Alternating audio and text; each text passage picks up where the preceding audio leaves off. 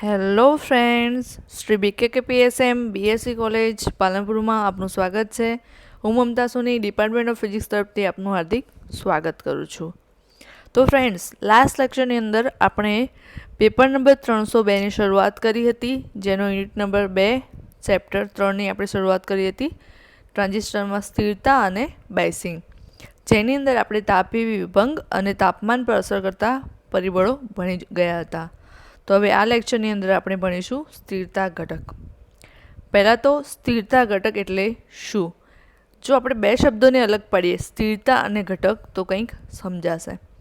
સ્થિરતા એટલે કે કોઈ પણ સર્કિટની સ્થિર કરવાની શક્તિ, અને ઘટક એટલે કે એવો કોઈ ઘટક, એવું કોઈ ફેક્ટર કે જેની મદદથી આપણે એની સ્થિરતા નક્કી કરી શકીએ, એટલે એને કહેવાય કે સ્થિરતા ઘટક. સમજવા માટે એક્ઝેક્ટલી વ્યાખ્યા શું છે એ આપણે આગળ સમજીએ. એક્ઝેક્ટલી વ્યાખ્યા એવી કંઈક છે કે આઈસીઓમાં ફેરફાર થાય છે એ પ્રમાણે આઈસીમાં ફેરફાર થાય છે, અને જે ગુણોત્તર મળે છે એને કહેવાય છે સ્થિરતા ઘટક. એટલે કે આઈસીઓની સાપેક્ષે આઈસી કેટલા પ્રમાણમાં અચળ રહે છે એને કહેવાય છે સ્થિરતા ઘટક.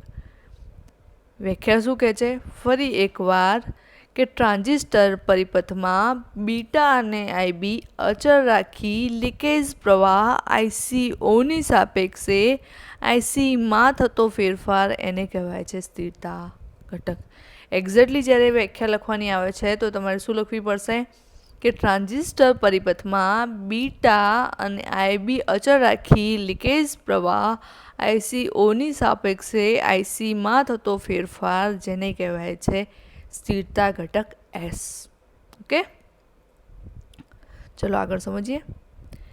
જો અહીંયા એનું સૂત્ર આપ્યું છે, અહીંયા લખ્યું છે કે બીટા અને આઈબી શું હોવું જોઈએ? અચળ. આપણી એ કન્ડિશન મૂકી છે. અને આઈસીઓની સાપેક્ષે આઈસીમાં થતો ફેરફાર એટલે કહેવાય છે સ્થિરતા ઘટક એસ.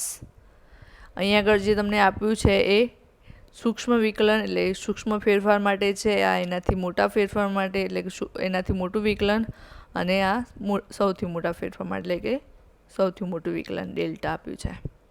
અલગ અલગ વિકલન આપ્યા છે, અને કન્ડિશન શું મૂકી છે?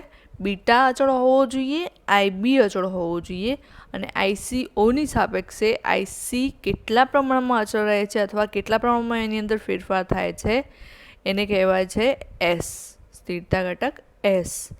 એટલે કે જેમ એસનું મૂલ્ય ઓછું તેમ પરિપથ વધુ સ્થિર છે તેમ કહેવાય છે.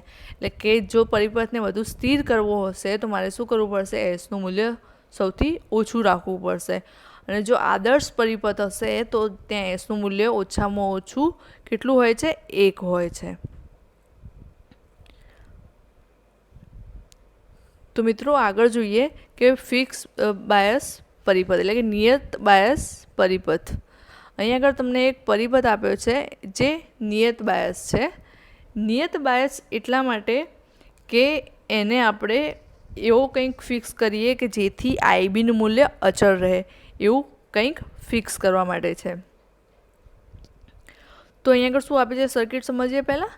કે અહીંયા આગળ વીસીસી છે એ બેટરી છે, અહીંયા આગળ જે R1 અને R2 છે એના ડિવાઈડર બાયસ છે, સી ઇન છે એ ઇનપુટ કેપેસિટર છે, આ ઇનપુટ સિગ્નલ છે, આરસી અને આરઈ પણ જે અવરોધો છે જે કલેક્ટરને એમીટરને બાયસ પૂરું પાડે છે.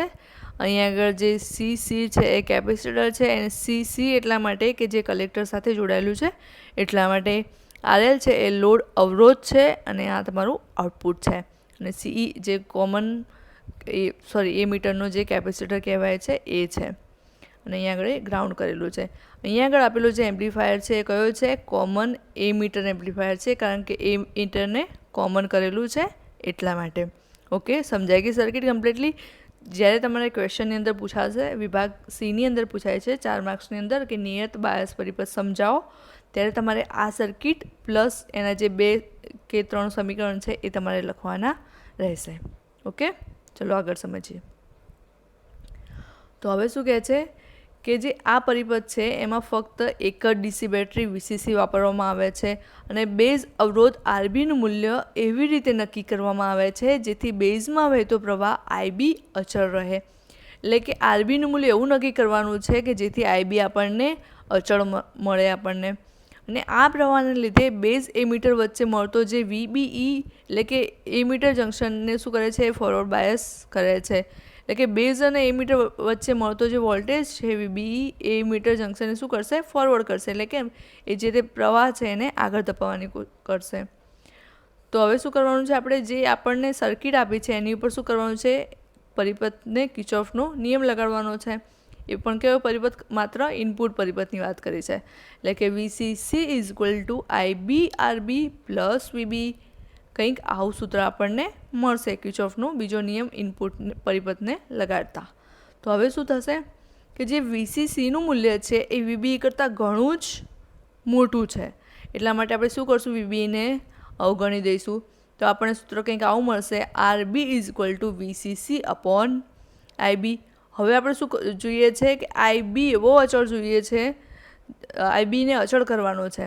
તો આપણે શું કરવું પડશે, આરબીને અચળ કરવું પડશે અને વીસીસીને પણ અચળ કરવું પડશે. તો જ આપણે આઈબીને નિશ્ચિત કરી શકીશું. તો આઈબીને સૂત્રનું કર્તવ્ય બનાવતા આપણને મળશે વીસીસી અપોન આરબી. એટલા માટે કે આપણે એને આગળ ઉપયોગ કરવાનો છે. તો કે અહીં વીસીસી બેટરી અને આરબીનું મૂલ્ય અચળ રહેવાથી બેઝ પ્રવાહ આઈબીનું મૂલ્ય નક્કી થઈ જાય છે. આથી આ પરિપથને આપણે કહીએ છીએ નિયત બાયસ પરિપથ. કારણ કે આપણે શું જોઈતું હતું, આઈબી અચળ જોઈતો હતો. તો એના માટે અહીંયા આગળ શું કર્યું, આપણે વીસીસી બેટરી લીધી એટલે એનું મૂલ્ય આપણે અચળ કરી શકીએ અને આરબીનું મૂલ્ય પણ અચળ કરી દેવાનું છે. એટલે આપણને શું મળશે, આઈબીનું મૂલ્ય એકદમ ફિક્સ એટલે કે નક્કી થઈ જાય છે. એટલે આપણે આ પરિપથને શું કહીએ છીએ, નિયત બાયસ પરિપથ કહીએ છીએ. તો કે સી એમ્પ્લીફાયરમાં વહેતો કલેક્ટર પ્રવાહનું સૂત્ર છે આપણી પાસે, આઈસી બરાબર beta IB plus beta plus 1 ICO. આ સૂત્ર આપણે ગયા લેક્ચરની અંદર ભણી ગયા હતા. અહીંયા આગળ એનું એ જ ઇક્વેશન આપણને અહીંયા આગળ આપેલું છે કે IC is equal to beta IB plus beta plus 1 ICO. અહીંયા આગળ આપણે શું કરવાના છીએ કે અહીંયા આગળથી આઈબીનું મૂલ્ય લેવાનું છે. IB is equal to VCC upon RB. એ મૂલ્ય આપણે નીચેના સૂત્રની અંદર મૂકી દેવાનું છે. તો આપણને સૂત્ર કંઈક આવું મળશે, IC is equal to VCC upon RB into beta plus 1 ICO. એ સૂત્ર મળશે. એ સૂત્રને આપણે શું કરવાના છીએ, આઈસીઓની સાપેક્ષે વિકલન કરવાના છે. હવે આઈસીઓની સાપેક્ષે જ્યારે વિકલન કરીશું તો અહીંયા આગળ આઈસીનું શું થશે, ડીઆઈસી અપોન ડીઆઈસીઓ થશે. આનું તો શું થઈ જશે, શૂન્ય થઈ જશે. અને આનું શું મળશે આપણને, બીટા પ્લસ 1 મળશે કારણ કે આઈસીઓનું શું થઈ જશે, 1 થઈ જશે કારણ કે આપણે આઈસીઓની સાપેક્ષે વિકલન કરવાના છીએ એટલા માટે. તો આપણને કંઈક આવું સૂત્ર મળશે. તો S is equal to del IC upon del ICO is equal to beta plus 1. તો અહીંયા આગળ સૂત્ર શું કહેવા માગે છે કે આઈસીઓની સાપેક્ષે આઈસીમાં થતો ફેરફાર એટલે એને કહેવાય છે એસ. અને કન્ડિશન આપણે જોઈ લીધી કે આઈબી અચળ રાખવાનું છે, એ આપણે રાખી દીધો હતો. અને સામે સૂત્ર આપણને શું મળ્યું, બીટા પ્લસ 1. એટલે આના પરથી એ કહેવા માગે છે જો બીટાનું મૂલ્ય મોટું હશે તો એસનું મૂલ્ય એના કરતાં પ્લસ 1 મળશે. તો મારે જો સ્થિર સર્કિટ જોઈતી હશે, સ્થિર પરિપથ જોઈતો હશે જેનો સ્થિરતા ઘટક શું હોવો જોઈએ, નાનો હોવો જોઈએ. જો મારે સ્થિરતા ઘટક નાનો હોવો જોઈએ તો મારો બીટા શું હોવો જોઈએ, નાનો હોવો જોઈએ. તો જ મને સ્થિરતા ઘટક શું મળે, નાનો મળે. અહીંયા આગળ એક ઉદાહરણ આપ્યું છે કે જે BC 108 ટ્રાન્ઝિસ્ટર છે એમાં જો બીટાનું મૂલ્ય 200 હશે તો આપણને સ્થિરતા ઘટક કેટલો મળશે, 200 પ્લસ 1. તો આ ઘણું મોટું થઈ જાય છે એસ, સ્થિરતા ઘટક ઘણો મોટો થઈ જાય છે. તો આપણે એનો ઉપયોગ ના કરી શકીએ કારણ કે એનું પરિપથનું જે સ્ટેબિલિટી હોવી જોઈએ એ કેવી કહેવાય, નબળી કહેવાય. કારણ કે મેં પહેલાં જ તમને કહ્યું કે જો સ્થિરતા ઘટક જેટલો ઓછો હશે એટલો પરિપથ વધારે સ્થિર હશે. એટલા માટે બીટાનું મૂલ્ય પણ કેવું હોવું જોઈએ, એકદમ નાનું હોવું જોઈએ. તો આપણી જે આજની થિયરી હતી એના પરથી આપણને એક વસ્તુ શીખવા મળી કે જો મારે સ્થિરતા ઘટક ઘણો ઓછો જોઈએ તો જે પરિપથ છે એ વધારે સ્થિર રહી શકે છે, એનું જે સ્થૈર્ય છે એ મજબૂત થઈ શકે છે.